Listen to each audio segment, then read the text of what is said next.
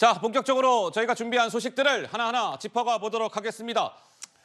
먼저 이제 오늘 뉴스의 라이브는 이제 첫 번째 부분은 민주당, 야당의 공천 상황에 대한 뭐 이런저런 이야기들을 짚어드릴 터이고, 그 이후에는 국민의힘 여당 상황을 살펴보겠습니다. 먼저 민주당의 이재명 대표가 어제 지금 민주당 내에 이런저런 공천 논란, 잡음과 관련해서 기자들 앞에서 어제도 꽤 긴 시간 이야기를 했습니다.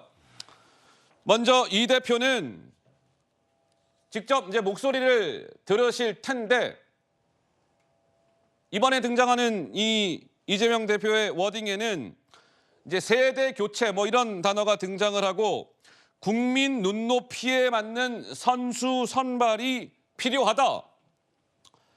그리고 변화에는 반드시 소리가 날 수밖에 없다.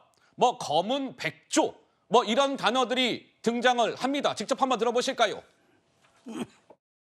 변화해야 적응하고 변화해야 새로운 시대를 맞이할 수 있습니다. 새로운 사람들에게도 기회를 주어야 합니다. 강물이 흘러서 바다로 가는 것처럼 또 세대 교체도 있어야 하고, 국민들의 눈높이에 맞는 선수 선발이 반드시 필요합니다.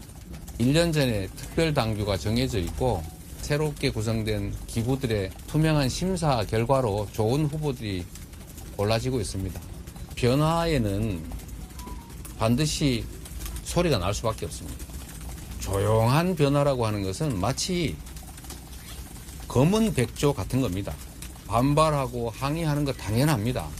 그걸 또 이상하게 잘못된 것이라고 생각할 필요도 없습니다. 자, 말씀 제가 드린 그대로 이재명 대표가 이야기를 했습니다. 서정옥 변호사님, 한 말씀 평가의 말씀을 주신다면요? 지금 이제 검은 백조다. 검은 백조요. 이거는 이제 발생할 확률은 거의 적어요. 예. 그러니까 이제 그런데 한번 발생하면 엄청나게 대형 충격을 주는, 예. 이게 경장 용어입니다. 어허. 검은 백조가. 아, 그래요? 오. 지금 이제 이재명 대표는 조용한 변화라는 게 어떻게 있냐. 검은 백조처럼 이게 없는 거 아니냐. 예. 조용한 변화는 이게 있을 수 없다. 이런 뜻으로 검은 백조를 썼는데, 네. 문제는 이제 검은 백조가 나타나는 순간에 이거는 대재앙입니다. 아이고야.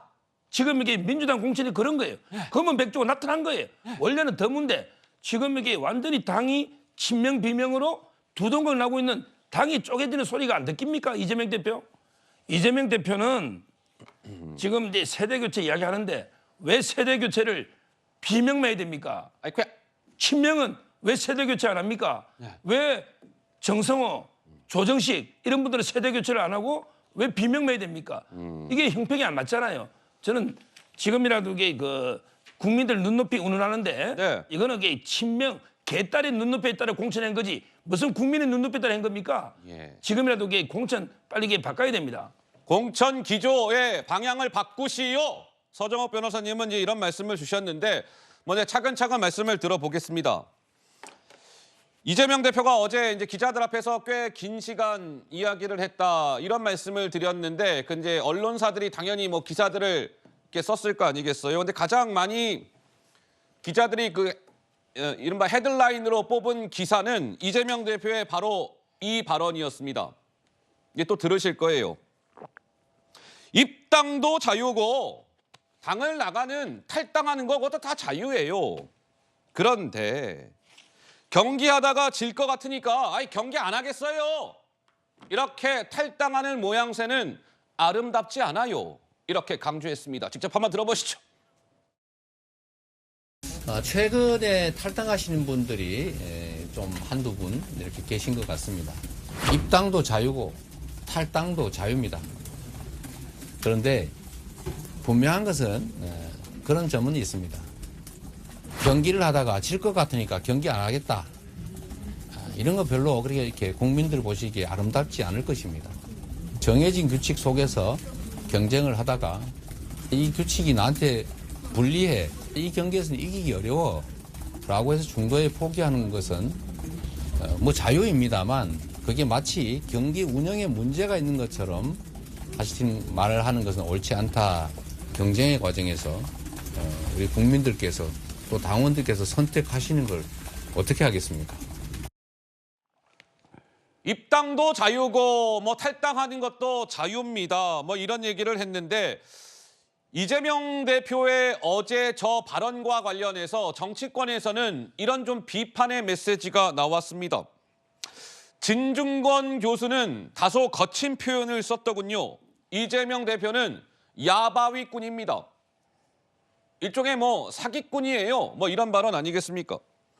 그리고 지금 새로운 미래에 몸담고 있는 김종민 의원은 이재명 대표가 드디어 본색을 드러냈어요. 이렇게 주장했습니다. 이어서 듣고 가시죠.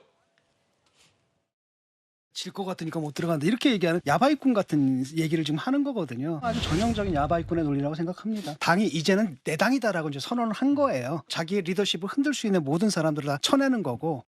이재명 대표가 정말 이제 자기 본색을 드러낸다고 봐요. 경기 시작해놓고서 심판이 발 하나 부러뜨려놓고 경기하라고 지금 경기장에 들여보내는 거 아니에요. 그런 경기를 어떻게 합니까? 그 심판을 믿고 경기할 사람이 누가 있어요? 그건 바보죠. 이 사회적 공감 능력이 완전히 저는 제로 같아요. 이제 내 세상이 됐다 이런 선언이라고 보여지는데 아마 저 이재명 세상은 오래 못 갈 게 분명합니다.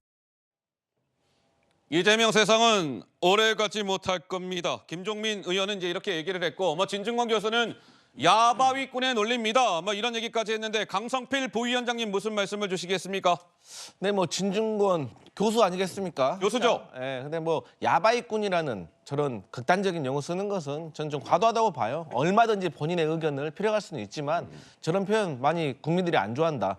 그 아까 전에 이제 이재명 대표께서 이제 그 블랙스완 검은 백조 얘기하셨잖아요. 검은 백조. 근데 검은 백조의 뜻 중에 하나가 다른 게 또 하나 있습니다. 뭘까요?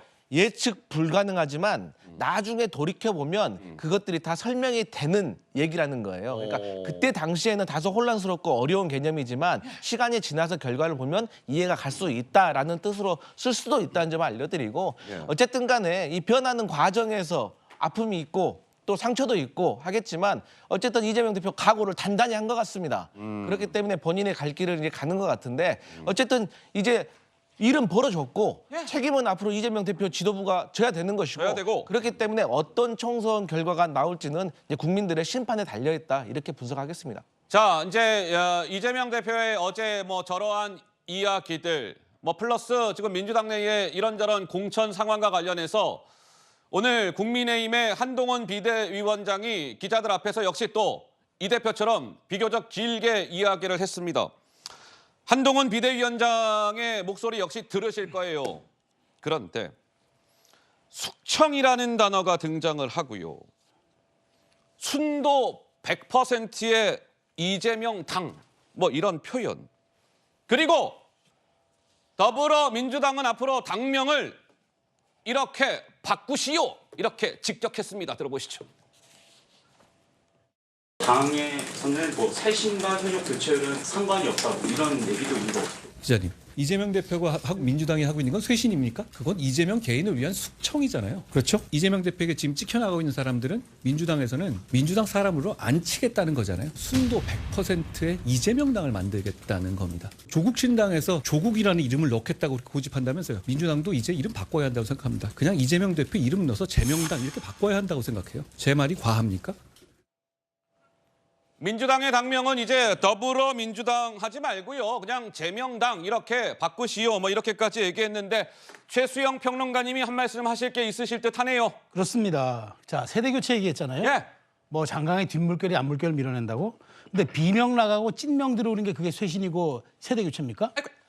전대협 나가고 한총련 세력 들어오는 게 그게 세대교체고 쇄신입니까? 제가 묻지 않을 수 없어요. 아니 도대체 한 정당이 공천하다 보면 잘못될 수도 있고 잘 될 수도 있고 평가를 받을 수도 있죠. 근데 이게 왜곡된다는 건 이건 심각한 문제예요. 왜냐? 이런 난장판 공천을 보는 순간 국민들은 대의민주주의가 왜곡됐다고 보는 거예요. 예. 국민들 앞에 선택할 사람들을 공정하지도 투명하지도 객관적이지도 않은 과정을 통해서 꺼내놓고 당신들 선택하라고 얘기하면 그게 공당입니까? 아이고. 저는 그런 측면에서 야바이꾼 얘기가 절대 과하지 않다고 보고요. 저는 이재명 대표가 지금 이번 총선을 이재명 대관식을 치르려 하는 것 같아요. 이재명의 민주당을 선언하고 그 대관식을 치르려고 하는 것 같은데 과연 그렇게 국민들이 그렇게 녹록합니까? 언제나 지혜를 발휘하고 결정적으로 균형을 잡아주고 그다음에 부당한 행동에 대해서 심판하던 우리 국민들 아니었습니까? 예. 옥새 들고 나르샤 했을 때 과반 넘을 거라는 새누리당 참패했습니다. 이번 친명 횡재 비명 행사 이 8글자는 이번 올해 한 해 총선의 어록뿐만 아니라 올 한 해 대한민국 정치 어록으로 기록될 것입니다.